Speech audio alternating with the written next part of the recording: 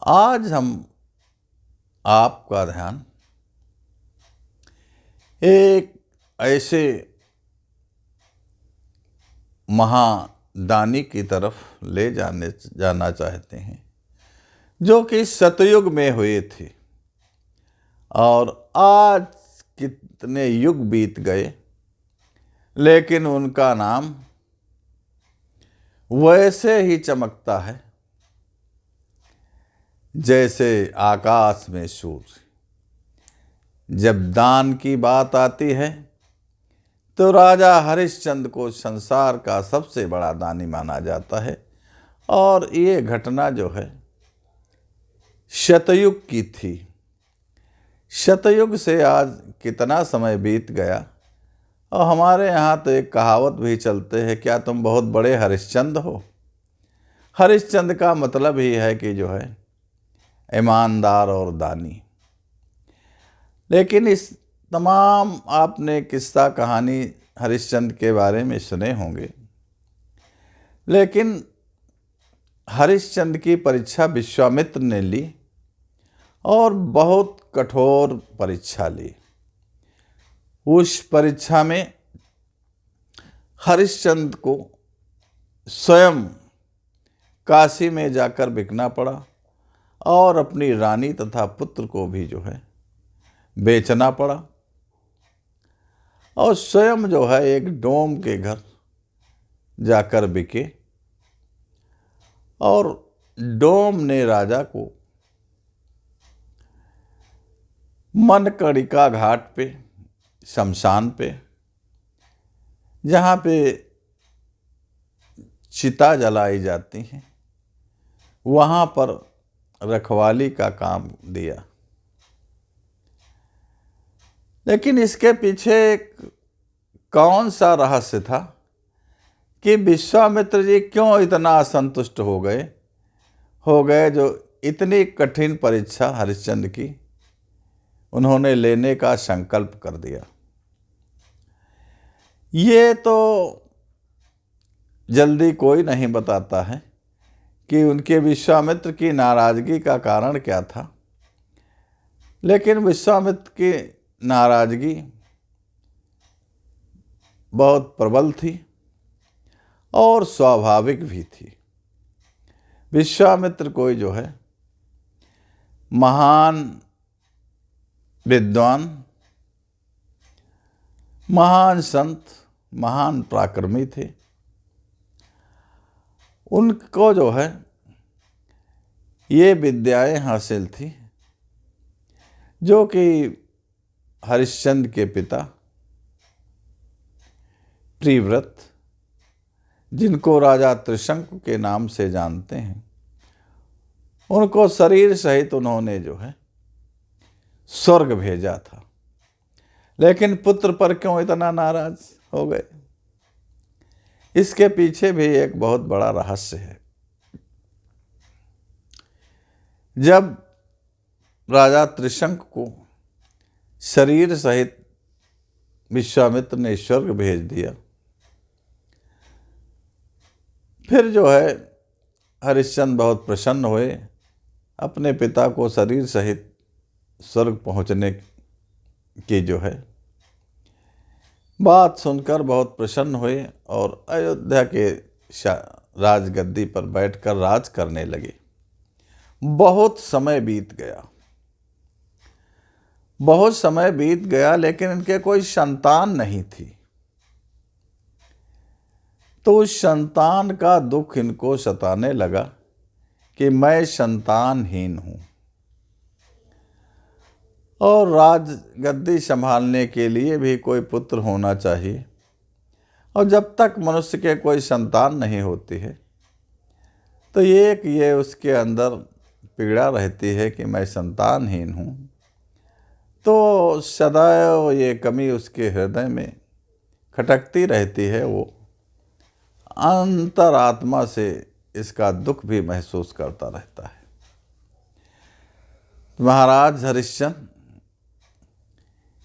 संतान के लिए गुरुदेव वशिष्ठ के आश्रम गए और वशिष्ठ से जो है सलाह लिया कि गुरुदेव, आप हमारे वंश के जो है पुरोहित हैं, आप हमको अपनी मंत्रणा दीजिए। मैं जो है पुत्र के लिए दुखी हूँ, हमारे कोई संतान नहीं है, तो हमको पुत्र प्राप्ति का कोई उपाय बताइए। वशिष्ठ जी ने हरिश्चंद्र को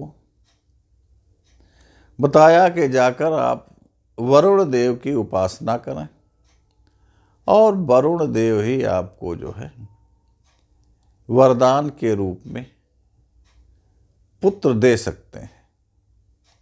राजा हरिश्चंद्र आश्रम से आए और बहुत दिनों तक जो है वरुण देव की उपासना की। वरुण देव प्रसन्न हुए, हरिश्चंद्र को दर्शन दिया, कहा, राजन बताओ क्या चाहते हो। राजा हरिश्चंद्र ने कहा, भगवान मैं तो पुत्र चाहता हूं, क्योंकि मैं निसंतान हूं, इसलिए इस बात का मुझको दुख है।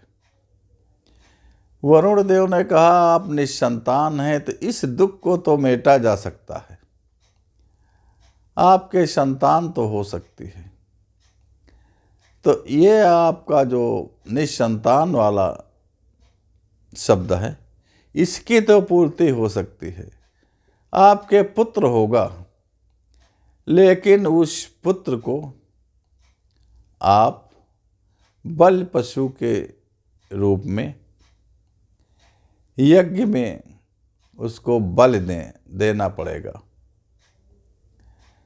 राजा ने इस बात को स्वीकार कर लिया। वरुण देव अंतर्ध्यान हो गए। कुछ समय बाद राजा हरिश्चंद्र के पुत्र हुआ वरुण देव।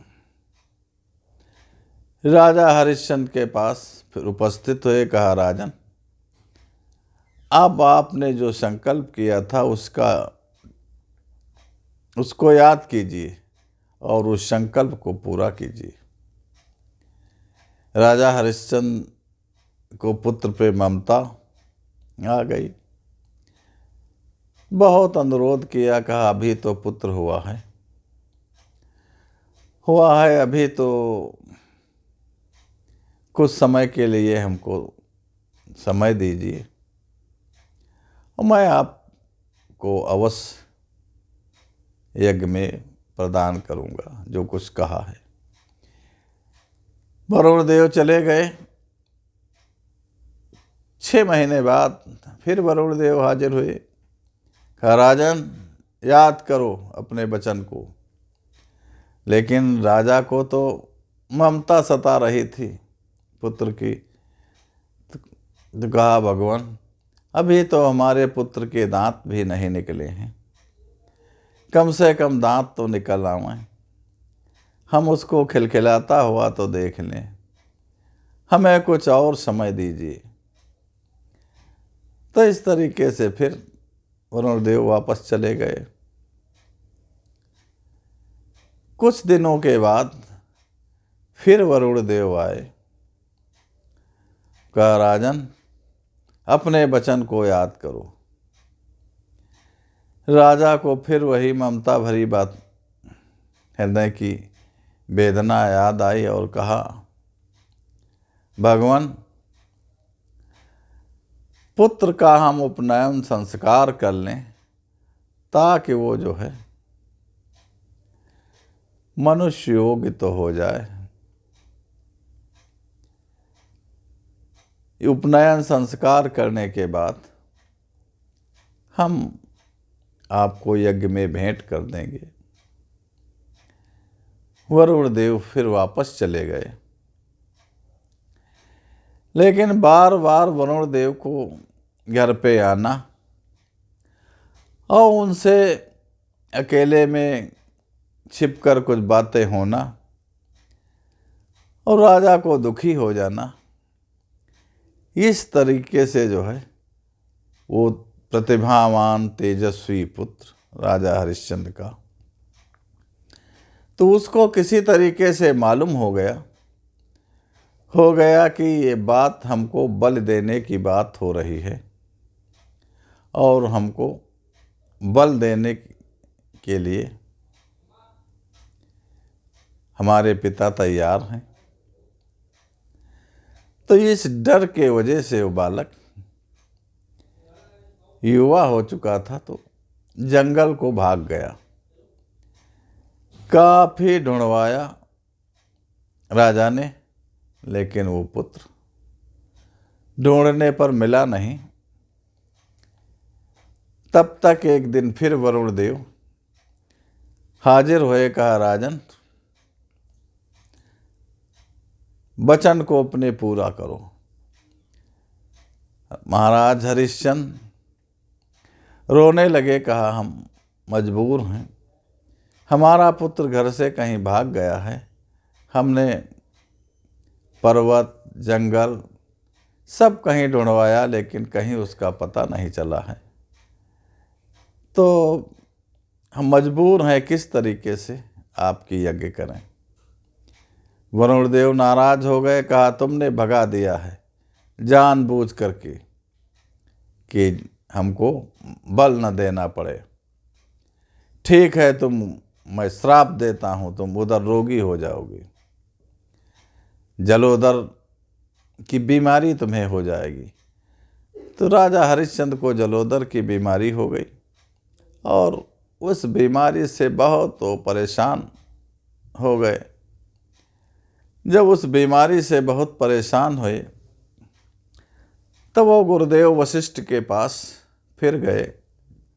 कहा, गुरुदेव, ऐसी ऐसी बात हुई है और आप हमको कोई युक्ति बताएं कि जिससे हम ठीक हो सकें।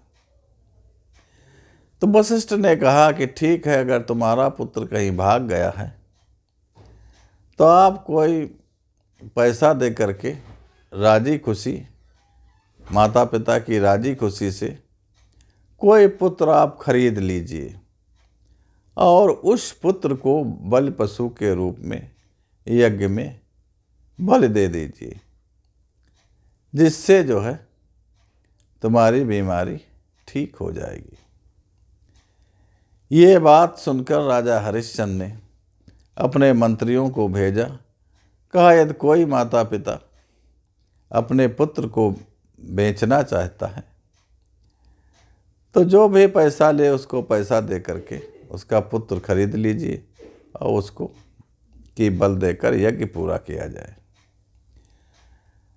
मंत्री लोग गए और एक ब्राह्मण था जिसका नाम अजीगर्त था और वो बहुत ही दरिद्र था।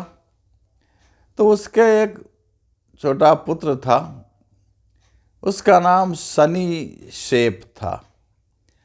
तो ब्राह्मण ने मुद्राएं लेकर के और अपने पुत्र को राजा के हाथ बेच दिया। तो उस पुत्र को लेकर आए और यज्ञ का जो है अनुष्ठान की योजना बनाई गई। सारे ऋषि मुनि और यज्ञ करने वाले ब्राह्मण एकत्रित हुए। पुत्र को शनि सेब जो एक ब्राह्मण का पुत्र था उसको खंभे में बांध दिया गया, क्योंकि उसकी बल देनी थी। वो पुत्र बहुत ही जो है रोता बिलखता तड़पता, क्योंकि उसकी बल होनी थी। बहुत बिलख रहा था, बहुत तड़प रहा था, खंभे में बंधा हुआ। तो उसी समय हाँ यज्ञ में जो है विश्वामित्र जी आए और विश्वामित्र जी ने उस ब्राह्मण पुत्र को खंभे में बंधा देख करके, जिसको बल के रूप में बांधा गया था देने के लिए, तो विश्वामित्र जी ने हरिश्चंद्र को समझाया। कहा, राजन, आप इस पुत्र को बंधन से मुक्त कर दीजिए।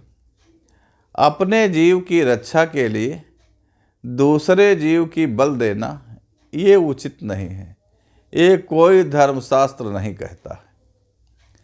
और जो इस तरीके का कार्य करते हैं, यदि आप इसको बल देंगे तो दूसरे जन्म में यही जो है आपको बल देगा। ये बल प्रथा जो है केवल जीव की लोलुपता के लिए पशु बल दी जाती है।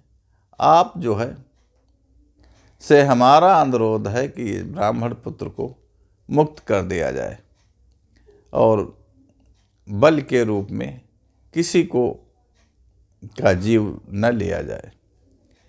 लेकिन राजा हरिश्चंद्र तो उनको अपनी बीमारी की याद थी, कैसे हमारी बीमारी छूटे, और ये उनको ध्यान भूला हुआ था कि ब्राह्मण पुत्र को बल देना एक बहुत बड़ी ब्रह्म हत्या मैं खरीद रहा हूँ। ये हमारे लिए जो है और ही बहुत बड़ा पाप हो जाएगा। तो बहुत को समझाने के बाद विश्वामित्र की बात को उन्होंने नहीं माना। जब विश्वामित्र के अनुरोध को उन्होंने अस्वीकार कर दिया तो विश्वामित्र जी ने जो खंभे से बंधा हुआ ब्राह्मण पुत्र था शनिसेप, उसके कान में जाकर एक मंत्र बता दिया। कहा, पुत्र इस मंत्र का तुम जाप करो। और वो वरुण देव का मंत्र था। वरुण देव तुम्हारे सामने हाजिर होंगे और मैं तुमको मुक्त करा दूंगा। वो पुत्र जो है उस मंत्र का जाप करने लगा।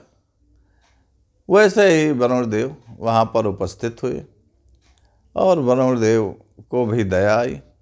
उनसे अनुरोध किया तो वरुण देव ने उस पुत्र को खंभे से छुड़वाकर मुक्त कर दिया और राजा हरिश्चंद्र को जो है बीमारी से भी मुक्त कर दिया। तो इस तरीके से ब्राह्मण पुत्र तो मुक्त हो गया और राजा हरिश्चंद्र बीमारी से भी मुक्त हो गए। लेकिन विश्वामित्र जी के अनुरोध को ठुकराना हरिश्चंद्र के लिए अच्छी बात नहीं थी।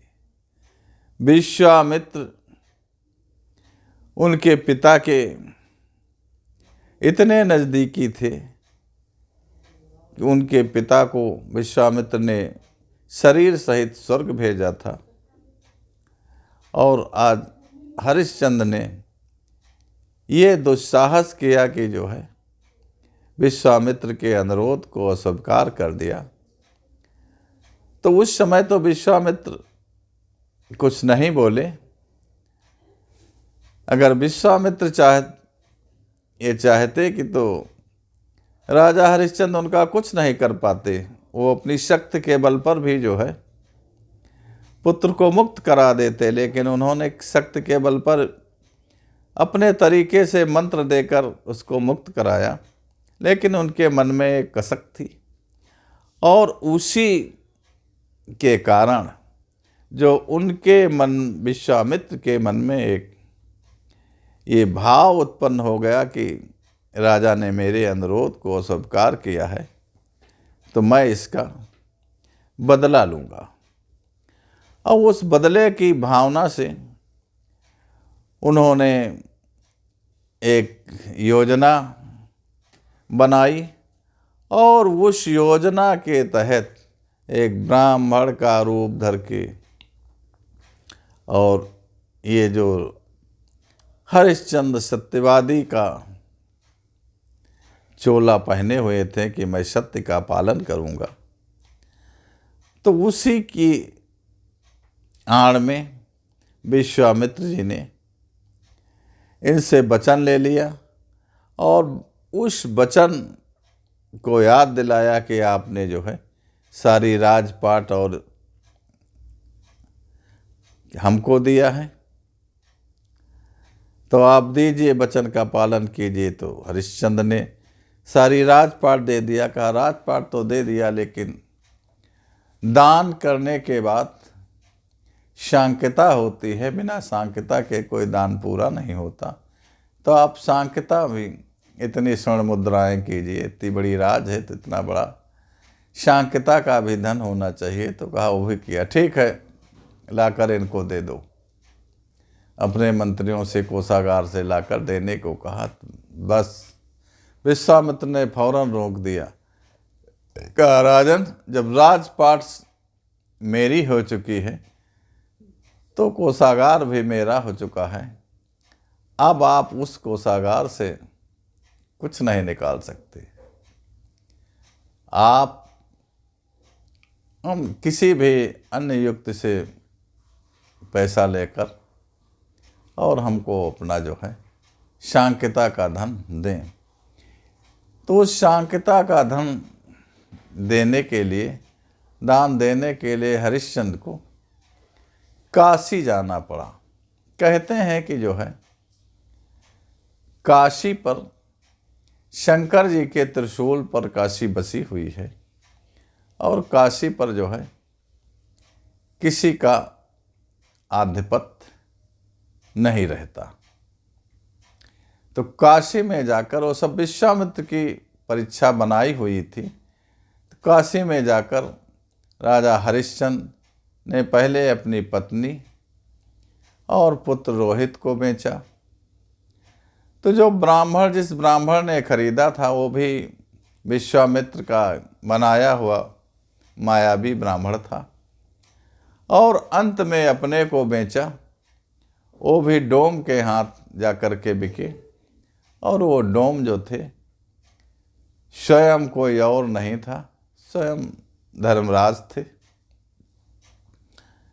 तो इस तरीके से जो है स्वयं को और अपने पुत्र और पत्नी को बेच करके उस दक्षिणा को पूरा किया और अंत तक अपने जो है सत्यव्रत धर्म को निर्वाह करते रहे। आखिर में जो है जब कठिन परीक्षा पूरी हो गई तो विश्वामित्र भी प्रसन्न हो गए और कहा, राजन ठीक है, तुम सत्यवादी हो और आप अपनी परीक्षा में जो है उत्तीर्ण हुए हैं। मैं आपको पुनः राजपाट सब कुछ वापस करता हूँ। और जो तो कहा, मैं ऐसे कैसे राजपाट ले सकता हूँ, मैं तो इनके अधीन हूँ। तो स्वयं धर्मराज प्रकट हुए, कहा, राजन मैं धर्मराज हूँ जो डोम के वेश में आपके सामने आया था, और आप अपनी परिवार सहित स्वर्ग चलें। आपको जो है स्वर्ग में स्थान दिया जा रहा है। तो राजा ने कहा, मैं स्वर्ग नहीं जाना चाहता, क्योंकि मैं स्वर्ग चला जाऊं और अयोध्यावासी जो हमारे शुभ चिंतक रहे हैं वो यहीं पर रहें, तो ऐसा संभव नहीं है। तो कहा, ठीक है, जो भी आपके साथ चलना चाहे उसके लिए हम विमान मंगा रहे हैं और वो भी चल सकता है। तो अयोध्या में जो है राजा हरिश्चंद्र ने सभा की, कहा, जो भी हमारे साथ स्वर्ग को चलना चाहता हो वो चल सकता है। तो अपने पुत्र रोहित को अयोध्या का राज देकर और अयोध्यावासी जिनका परिवार से मोह भंग हो चुका था, अपने पुत्रों को जिम्मेदारी दे करके और स्वयं महाराज हरिश्चंद्र के साथ उस विमान में बैठ गए और स्वर्गवासी हो गए। तो साथियों, ये हरिश्चंद्र को कठिन परीक्षा केवल इसलिए देनी पड़ी कि इन्होंने विचार गलत कर लिया था कि ब्राह्मण पुत्र को जो है बलि देना उसको खरीदना। तो जिस तरीके से इन्होंने ब्राह्मण पुत्र को खरीदा बल देने के लिए, उसी तरीके से इनके भी पुत्र को बिकना पड़ा और वैसे ही परेशानियां उसको उठानी पड़ी। तो संसार में जो है ये प्रकृति है, जैसा आप करेंगे वैसा ही आपको मिलेगा। पूरी कहानी सुनने के लिए आपको बहुत बहुत धन्यवाद।